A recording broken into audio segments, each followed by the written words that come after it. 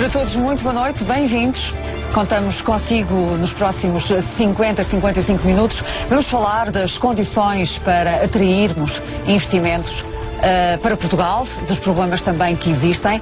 Contamos mais uma vez com a presença do gestor Alexandre Patrício Gouveia. Muito boa noite, doutor. Doutor Medina Carreira, vamos ao enquadramento do tema?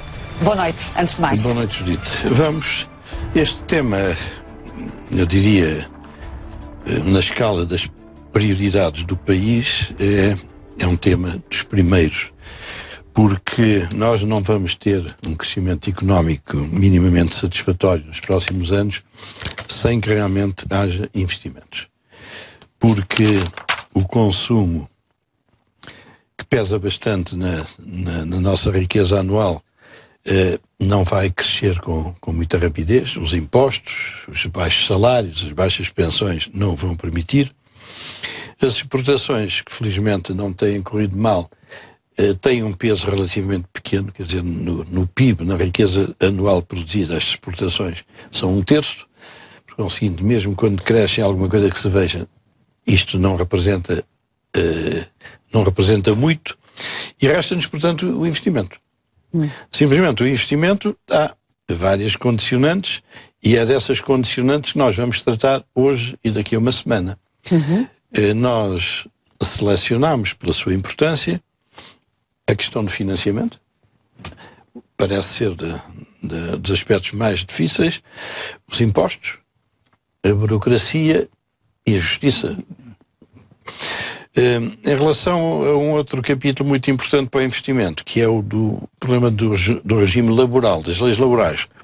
Eu, por mim, não gosto muito de falar do assunto, porque me parece que nós andamos sempre a inventar regimes laborais quando o que devíamos era ir copiar o que se passa na República Checa, na Eslovénia, na Eslováquia, e aplicar cá os mesmos regimes. Quer dizer, mas enquanto não se aplica, se calhar temos que perceber quais são as perchas que existem ainda sobre a nossa legislação laboral, apesar dela ter sido reatualizada há pouco tempo, contra a vontade dos sindicatos. Se você se dedicar a uma determinada atividade e houver já precedentes nessa atividade com êxito, não vale a pena você ir perder tempo. Vai ver como é e aplica.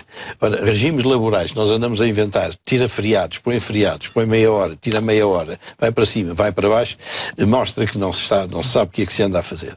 E isto é uma discussão muito antiga, que eu acho sempre ridícula entre empresários e trabalhadores. Quer dizer, falam, a gente não percebe o que é que eles querem e nunca sai nada que se veja. Portanto, eu o que entendo, o que diria aqui é, vamos lá saber o que é que se passa na República Checa, nesses países onde se investe. E pronto, e aplicamos aqui. E a discussão entre patrões e empregados seria muito mais simples e muito mais persuasiva perante isso. Temos que arranjar um empresário português que tenha investimentos na República Checa. Eu não conheço ninguém. Na Polónia há. Se porventura mais que um, há desde logo o Sr. Soares Santos. Mas esse dedica-se a um tipo de atividade que não sei se é muito representativa. Não é? O BCP também está na Polónia. Quem? O BCP? Sim, e também estava na Grécia, Espanha. O BCP teve azares, mas na Polónia não. Mas a razão da exclusão liminar das questões laborais é essa. Não vale a pena estar a discutir estas coisinhas, é ir ver como se faz lá fora e pôr cá dentro. Vamos começar então. Ficamos com o financiamento, parece que a principal falta é de dinheiro. O Alexandre Patrício Gouveia tem sensibilidade e conhece bem estes meandros da falta de dinheiro e vai ensinar-nos o que é que se passa nesta matéria. Doutor Patrício Gouveia, qual é o seu olhar? O que é que está a falhar para não conseguirmos atrair investimentos? O último grande investimento em Portugal foi a Auto Europa, não foi? Sim, grande foi, mas lá para cá tem havido médios muito interessantes e há uma prioridade atual para também só obterem mais investimentos estrangeiros. Mas antes de mais nada, muito obrigado pelo convite que me fizeram. Aqui relativamente ao financiamento, que é indispensável para o investimento das empresas, houve realmente no final de 2010 os mercados fecharam-se tanto para o Estado português e por arrastamento para os bancos e para as empresas, mas no princípio de 2012 houve alguns fatores positivos, nomeadamente o BCE, que começou por ceder liquidez aos bancos a uma taxa de 0,75, praticamente sem limite, Que disse 0,75? 0,75, portanto inferior a 1%. E passou a aceitar como garantias dos bancos ativos que até então eram considerados não aceitáveis. Portanto, baixou o grau de exigência em termos de ativos. E em relação a Portugal também aceitou que o rácio do crédito em relação aos depósitos passasse, que tinha sido estipulado em 120%, passasse a ser meramente indicativo e não obrigatório, em 2014. E, portanto, isso facilitou... Então os bancos estão com mais dinheiro para emprestar às empresas? Os BCE está com mais dinheiro para emprestar aos bancos, a todos os bancos na Europa, não só cá em Portugal. E em Portugal também houve um fator positivo, que foi o facto de nós termos cumprido durante 1 ano e meio o memorando da Troika. Isso ganhou-nos credibilidade. Portugal passou a ser visto como um país com menos risco do que era no final de 2010, e isso também permitiu, esse conjunto destes dois fatores, portanto, a política do BCE e o nosso cumprimento da Troika, permitiu efetivamente que as taxas de juros tenham baixado, e de tal forma que, pela primeira vez há poucos meses, empresas portuguesas, grandes empresas portuguesas, conseguiram emitir obrigações a médio prazo na Europa, que era um aspecto impensável há poucos meses, há um ano atrás, como a Brisa, o PT, a EDP, a Caixa Geral de Depósitos e o BES, em termos de bancos, também conseguiram emitir créditos a médio prazo na Europa, com taxas também muito mais baixas. E, portanto, a primeira nota que eu gostaria de dar é que, ao contrário do que se tem dito muitas vezes em Portugal, em que alguns partidos políticos têm dito isso, como por exemplo o Partido Socialista, em que defende mais prazo e mais dinheiro para fazermos o ajustamento orçamental, e eu acho que é exatamente o contrário. Quanto mais depressa nós atingirmos um déficit orçamental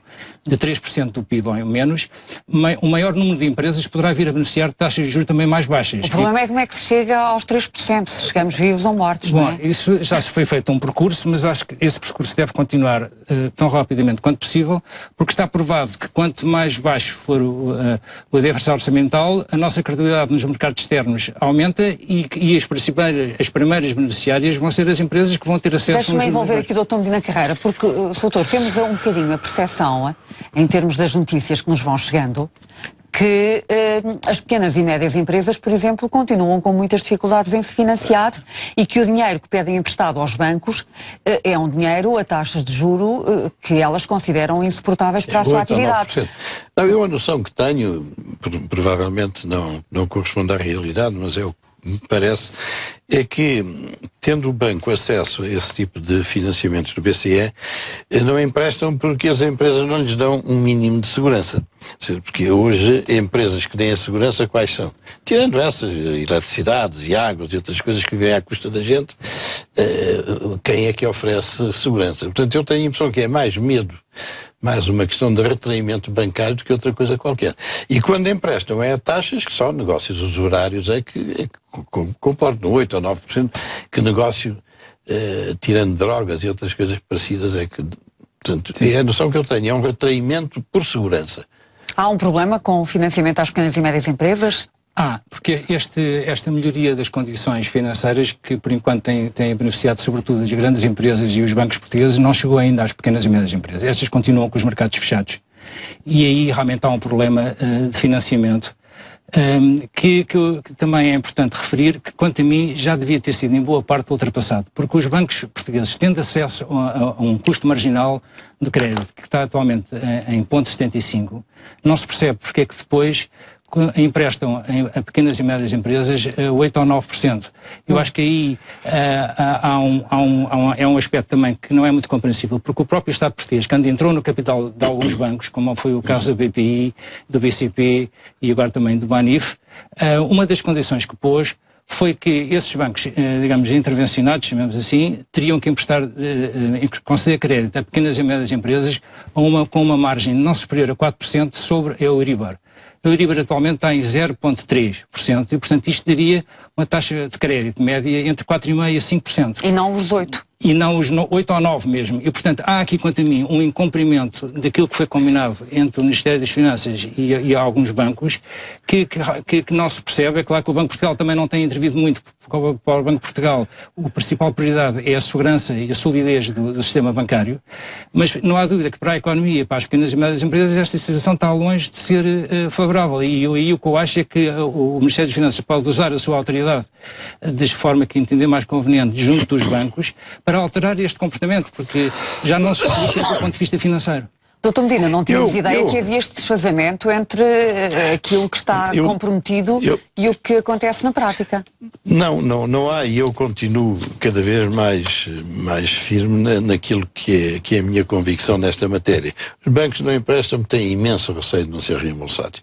Eu às vezes penso, se o Estado avalizasse, se o Estado desse uma garantia, pois mas é que já nem se acredita no Estado também. Quer dizer, o aval do Estado também já não é nada que dê confiança a um banco. Portanto, isto temos que ir batendo no fundo aos poucos para depois vir ao de cima. Nós não vamos conseguir. Para mim, a questão dos financiamentos, aquela que acho desejável e que é mais realista, é criar condições de atração para que os estrangeiros investam em Portugal. O resto, acho que são... Mas também temos a ideia, Dr. Patrício Gouveia e Dr. Medina, que os bancos têm dito ultimamente que muito do dinheiro que estão a emprestar vai para as empresas públicas. E para o Estado. E para o Estado. Isso é verdade. Sim. Isso é verdade, mas a parte que vai para as empresas privadas não tinha que ir a 9%. Pode, hoje em dia, com base no mix de financiamento dos bancos, podia ir a 4% ou 5% perfeitamente, porque, como eu referi, o custo marginal do financiamento dos bancos neste momento em Portugal é 0,75%, portanto, menos que 1%. E podem pedir quase que o crédito que quiserem, de uma forma quase que ilimitada, porque o tal rácio de 120%, foi estabelecido como um objetivo em 2014, deixou de ser obrigatório. Eu estou certo que quando chegamos ao final de 2014, os bancos portugueses, em vez de 120%, tiverem 130% ou 135%, a Troika não nos vai dizer que eles não cumpriram o memorando de entendimento, porque a própria Troika e o BCE reconhecem que a liquidez numa economia é hoje em dia muito importante para... Portanto, o que o senhor está a dizer é que os bancos estão a praticar uma política que está em cumprimento com aquilo que está definido com o Estado português e que, muito provavelmente, as condições de financiamento à economia portuguesa, com a consequente criação de emprego e evitar tantas falências, poderia ser completamente distinta neste momento. Podia. E uma das cláusulas que estava nesse acordo de capitalização com os bancos é que se os bancos não cumprissem o que está previsto, o Estado podia transformar os créditos que concedeu em capital. Portanto, no fundo, isso tratava-se de uma nacionalização. É claro que isso é uma medida de último recurso e os bancos sabem que o Estado português não vai fazer isso. Agora, que neste momento, no meu entender, não estão a cumprir plenamente os termos da intervenção do Estado, concretamente no BCP e no BPI e agora no BARI, se no meu entender não estão, porque o que está lá dito é que a margem de referência é 4% sobre o custo, e o custo do crédito. E o custo do crédito é 0,75%. Portanto, daria qualquer coisa entre 4,5% e 5%. Não há motivos nenhuns financeiros para se estarem a praticar taxas de juros. Então está a existir um favorecimento da atividade bancária, conforme dizem os partidos de esquerda. Nomeadamente o Partido Comunista e o Bloco de Esquerda, que, volta e meia, sublinham o facto de considerarem que o Estado favorece o setor financeiro de uma forma desproporcionada. Não está a haver um pleno cumprimento destes planos de capitalização da banca, não há dúvida, e por isso é que eu digo, quanto mais depressa o déficit orçamental se reduzir, mais a redução das taxas de juros para um número cada vez maior de empresas se vai tornar inevitável, e o próprio comportamento dos bancos, eu espero que também possa ser rapidamente alterado, porque há realmente hoje em dia uma grande diferença entre as taxas de juros praticadas em Portugal com outros países da Europa. Por exemplo? Não sei se podemos ver o primeiro gráfico que temos aqui. Sim. Vamos ver então o primeiro gráfico. Vou pedir ao nosso realizador que ponha no ar o primeiro gráfico que temos. Mas é o gráfico que nos dá conta das taxas de juros da dívida pública há 10 anos, não é? Digamos, é um enquadramento dentro do qual os bancos e as empresas têm que atuar. Exatamente. E que compara 3 países, Dr. Patrício Gouveia. Grécia, Portugal e Espanha. E Itália. E 4 países. Portanto, em cima, encarnado, nós vemos a evolução das taxas de juros a 10 anos da dívida pública grega, desde 2007. A segunda linha é Portugal, que está assinalada a azul.